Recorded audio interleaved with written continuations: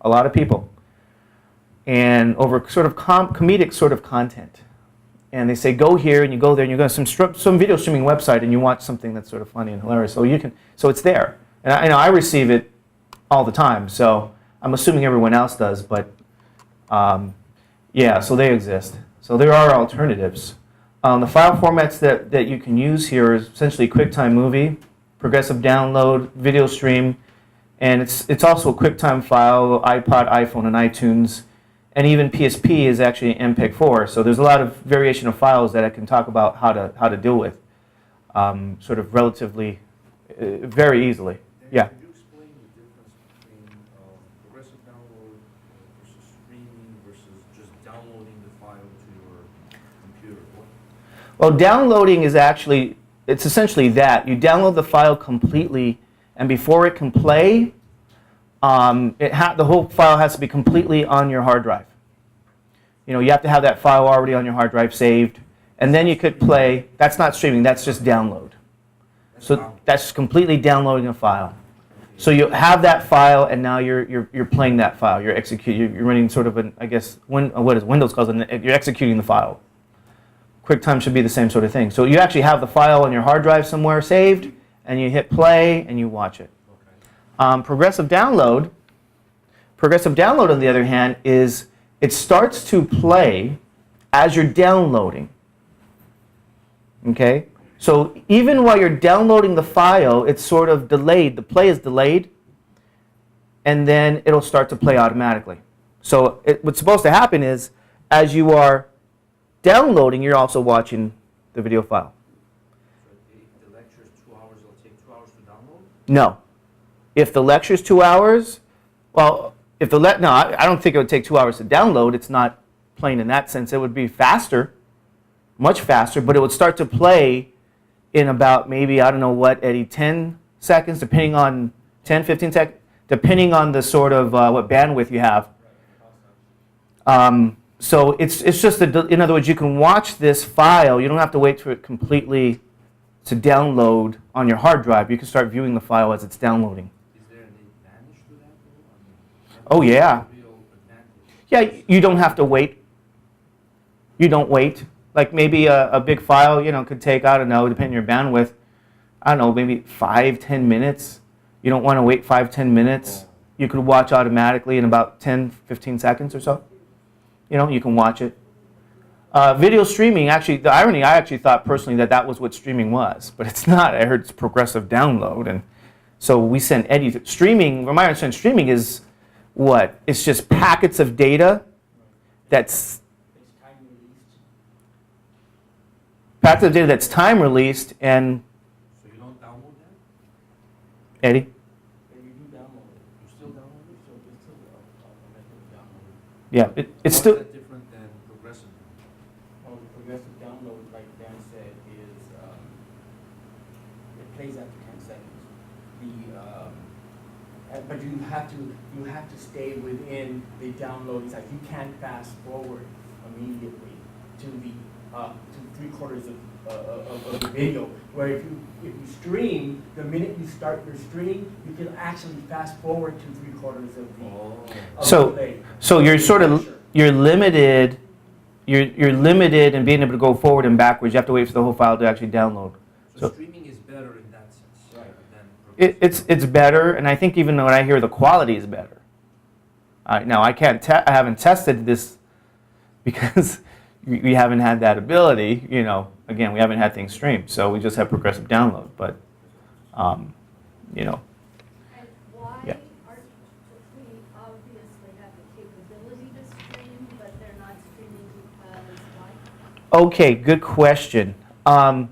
When we wrote this grant, we actually wrote in a purchase of a Apple streaming server with memory, and we even wrote in, and I'll talk about it now, we even wrote in training, and I could get to sort of what I'm talking about here. IT has a streaming server. They've maintained that they want to, they want all the servers on campus, so they have all the servers. So they're actually in charge of it. They were trained in streaming, along with Eddie being trained as well. But it's not being streamed at the moment. It's just progressive download. my opinion is just it's easier to do for them because you have to do some configuration of the server and the files. It takes much more coordination and much more thought and much more work to some degree. You know, so that is where I think on our campus that's where we're at. You just set up a computer, turn it on, and you can do progressive download, load the files, save it. It's fast. But like I said, I could do that. So, I mean, the way I feel, I don't know, it doesn't, because of the fact that there's alternatives, it doesn't bother me as much as it would. You know, that's just the way it is. Now, I could actually, raise some little more ruckus about it to stream, but, I only have so much ruckus in me, I guess.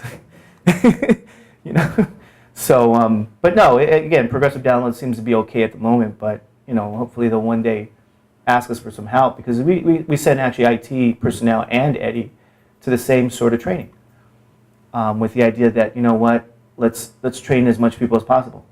Let's train IAs, let's train IT, let's train faculty, let's start to do this and do it right. That was the idea. Again, present quality to the people of the community because the outside world is going to judge us on what they see. Yeah. Yeah, if I can mention something that I think we ought to address, and that's, I've heard you say that what if we were downloading a 2-hour lecture? At the present time, we are not going to have a 2-hour lecture in a single class. Just too big. Yeah, I would think that we do have, we have classes that are lengthy. But what I would do is personally, I would edit it and truncate it into topics. That's kind of because even if you have a huge file, it could get corrupt. And it's pretty problematic. So I would sort of start to, if it were me, sort of edit by topics. So if there was a topic, like for instance, topic on probability, and then multiple selections probability, I just split it up, which is what I do. Yeah. Well, the other thing on that too is, like you said, it can be repeated in future terms. And if you do it in modules or lessons, Right. then you can change small parts, different lessons you're doing without having to redo the whole file. Exactly. That's another added benefit that if you label it, thought about what you did and you label it, then students can go back to whatever they need and not have to visit a particular day. And that's another added benefit. And I'll get into sort of a little more detail of that too because we actually got into that as well. I'd like to say that we managed to take 16 gig of an entire lecture of over an hour and a half, which is 16 gigs, and compressed it using the iMovie and down to about 135 megs. Yeah, exactly. 60, yeah, right. So the download time on that is probably, download now, probably about 30 minutes, depending on your bandwidth, maybe 5 minutes for the patients. For a whole hour and a half lecture, 2-hour lecture, that's not bad. No, and some of the file sizes are even smaller if you put them on iPods and you compress it on iPods and even compress it to PSPs. An entire lecture on the flash. Maybe an entire Series of lectures series of lectures, maybe the entire semester. on a flash drive, right. Yeah, the compression on QuickTime is incredible. The compression is just amazing. The quality, you can notice there's a difference in quality, but it's, I think, good enough.